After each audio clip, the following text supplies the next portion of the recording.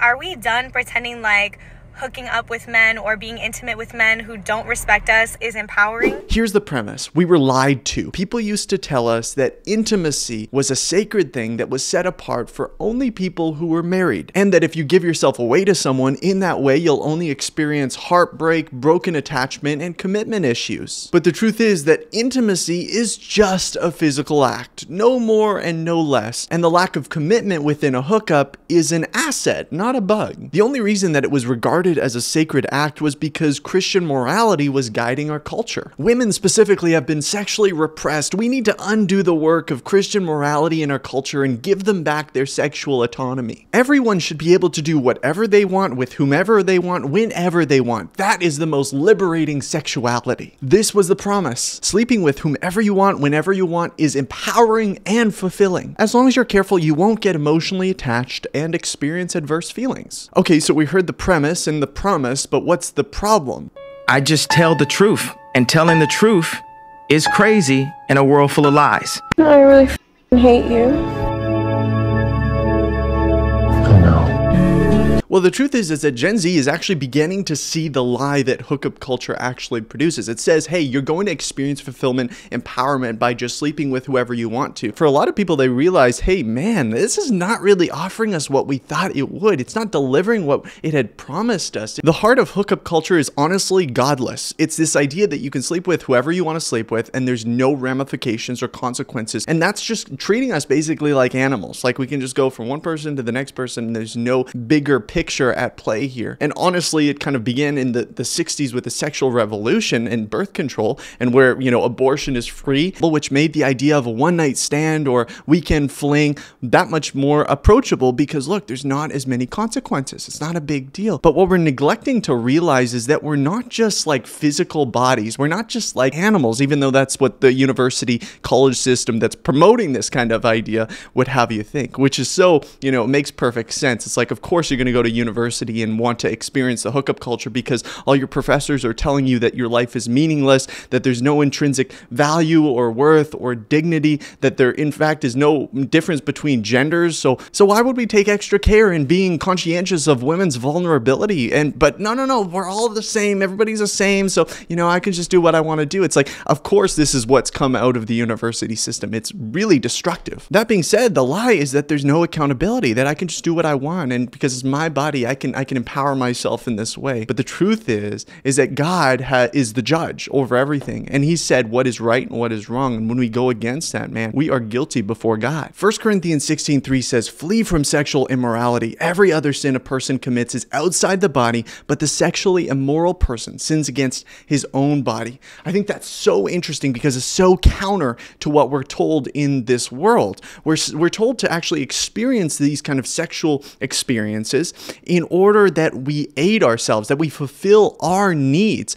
But the Bible is actually saying that we're sinning against ourselves, that we're actually kind of destroying what's going on as opposed to building it up. While we think we're empowering ourselves, we're becoming weaker because we're stepping into something that God does not want for us. I want to take a closer look at hookup culture for a bit. I think the primary issue is the sexual elements connected with it. People want to express their sexuality. They want that sexual pleasure that comes from a one-night stand or whatever else. But I don't think that's just the issue. I think at the heart of a lot of people, they want to be loved.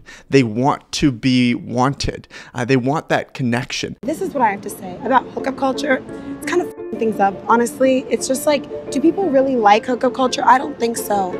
I feel like people... The men do. Yeah, that's what I'm saying. I don't really think they do either. I think they just feel kind of... I think it's just a way to...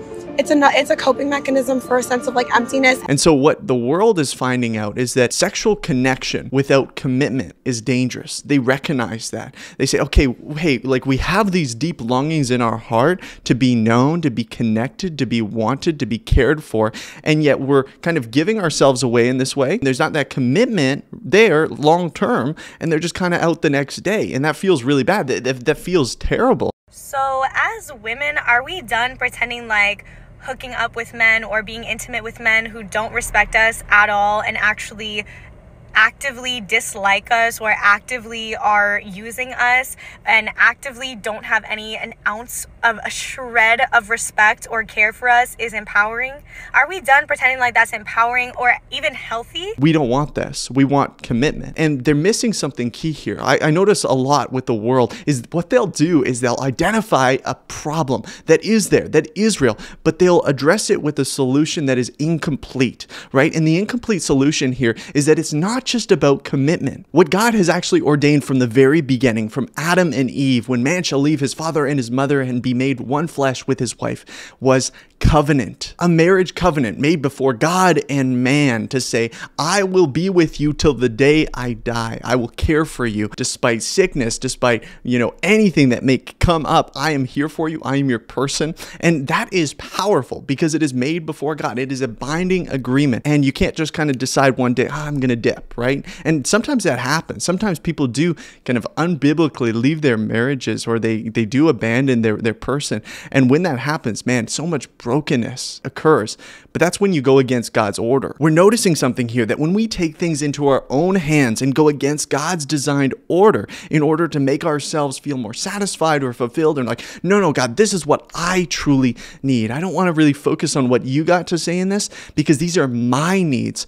We're going to experience the destruction and consequences of that. With the growing trend of pornography addiction, it can be too easy to say to God, hey, God, these are my needs. I don't have a person right now, so I'm just going to give myself to this screen. I'm going to bond myself with this screen, with this person on the screen, and then tomorrow it's going to be somebody new. It's like a virtual hookup culture, and it does tremendous damage for our soul. And if you're struggling with that specifically, if you're struggling with watching things online that you know are not aiding you, that are going, taking you out of God's design, taking you out of God's order, and really doing damage to your soul, if you know that, if that's something that you're struggling with, I want to offer you a resource, Covenant Eyes, 30 days free. It's going to help you. Believe me, it's going to keep you accountable with somebody that cares for you. And so if you're interested in that, click the link in my description and sign up for that today. What are your thoughts on hookup culture in college? I think that's the only culture there should be. I don't believe in relationships in college. I'm just saying.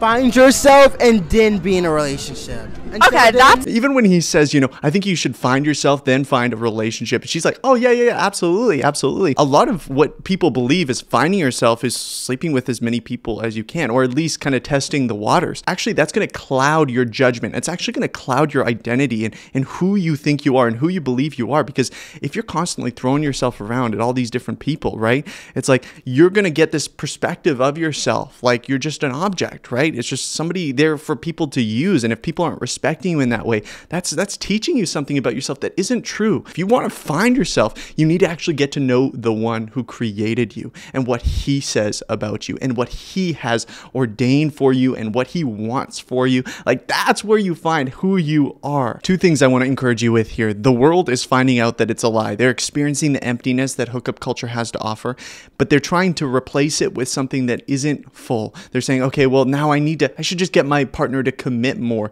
to me. That's what I got to do. No, what we need truly is sexual healing. We need sexual freedom. And the only way we can do that is experience freedom and healing in Christ. And that is for us, our message. We're coming forward to people and saying, hey, look, you're experiencing the lie that the world has to offer. Here's the truth of Jesus. And the second thing, if you have found yourself caught up in hookup culture either now or in the past and you're still feeling guilt about that, I want you to know that there is complete forgiveness in Jesus, that regardless of what you've done in your past, you can be forgiven and actually find healing in Jesus. It doesn't mean it's going to be an easy road, doesn't mean it's all going to be fixed right away, but that's where we begin. So I just want to invite you into that. You're not a less than Christian because you've had sex outside of marriage, but you do need to give that to Jesus. You do need to repent of that, and he will forgive you. And you know what? Your story, the fact that you've been through this, that this was your past, that this was who you once were, and God has transformed you and brought you out of that, that's going to be an amazing testimony for you to share to other people and to minister to those who have gone through the same thing and say, hey, look, I know that what you're looking for in this, it's not going to provide this. It's a lie. And I want you to come to Jesus. Look at what Jesus says about this and who he says you are. That is going to be an amazing thing. And I'm excited for you in that. Now, the likelihood is that most of you aren't tempted to go out and just sleep with random people and just kind of engage in hookup culture.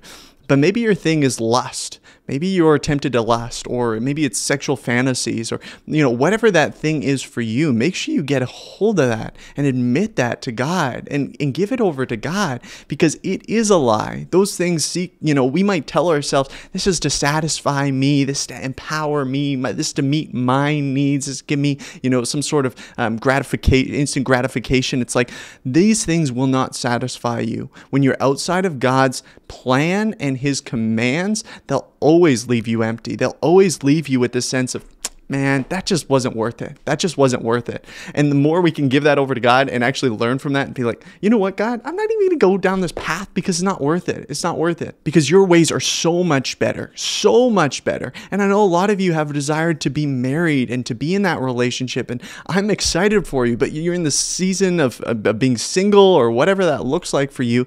And it's tough and it's hard and you don't want to give over to these temptations. I just want to encourage you with this. God's got you, right? I don't know what he's doing beneath the surface, but I know he has you in this season for a particular reason, and he wants to develop and grow you in it and get you to trust him and not take things into your own hands in order to get what you think you need. Give that over to him. He is good. I hope you guys got something from this video. If you enjoyed it, subscribe, because I'm putting out new videos all the time. If you want to join the Brotherhood, our Discord, become a channel member, and you can join that today. Until next time, keep pursuing the mission.